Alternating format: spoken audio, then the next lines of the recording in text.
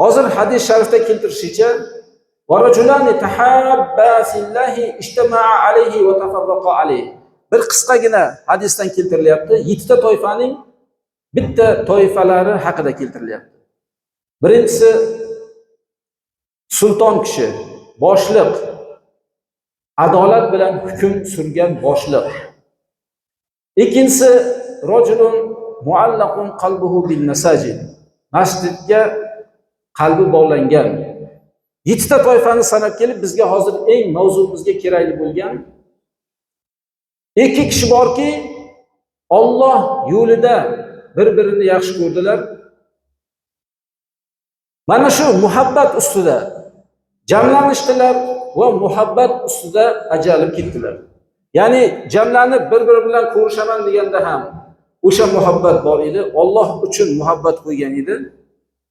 Ajralib ketadigan paytida ham, ya'ni ikkalasi o'zlarining ishlariga qarab ketadiganda ham o'sha muhabbat ustida ajralib ketdi.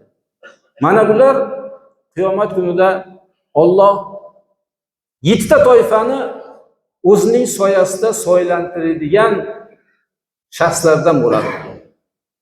Yana bu ikkita toifa, ya'ni Alloh uchun bir-birini yaxshi ko'rishlik.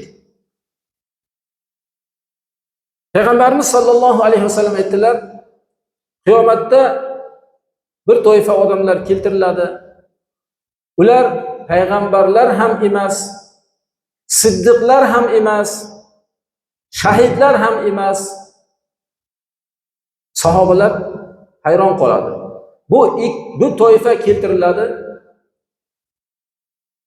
Nurdan bo'lgan taxt ustida keladi. Taxt nurdan bo'lgan. Biz o'ylaymiz, nur ko'tara olmaydi odamni deymiz. Qiyomatda Alloh taolo nurga izn beradi, ko'taradi odamni. Uni dedilar payg'ambarimiz sollallohu alayhi vasallam, bu toifani payg'ambarlar ham, siddiqlar ham, shahidlar ham orzu qilib qoladi dedilar. Shunchalik go'zal, Allohning huzurida shunchalik e'tiborlik. Shunda sahobalar so'radilar, kimlar ular ey Rasululloh?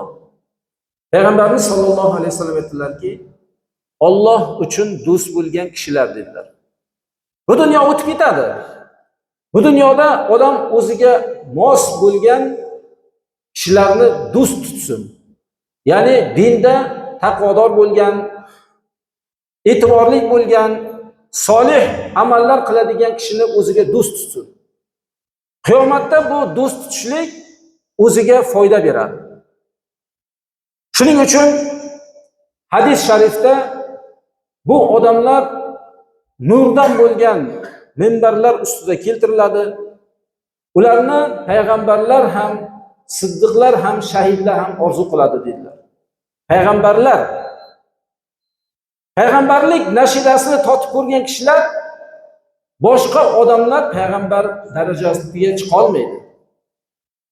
Avliyolar bo'lsin ham, minglab avliyolar bo'lsin ham chiqa olmaydi.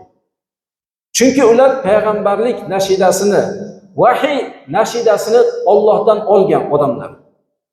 Allohdan vahiyni olgan kishilarga hech kim barobar kela olmaydi. Ular jonini Alloh uchun berib qo'ygan kishilar. Hattoki bitta sahobaga 1000 ta avliyo barobar kela olmaydi dedi bizning aqidamizda. Demak, bitta sahobaga hali payg'ambarlarga emas, payg'ambarlar o'shalarni orzu qilib qoladi. Siddiqlar kimlar? Siddiqlar payg'ambarlar olib kelgan yo'lga zarracha ham shak qilmagan kishilar. Misol, mana ichimizda o'tirgan odamlar qalbimda qiyomat bormikan, Alloh bormikan degan narsa o'tadi deydiganlar ko'p. To'g'ri, uni payg'ambarimiz sollallohu alayhi vasallamga ham kelib shunday deganlar.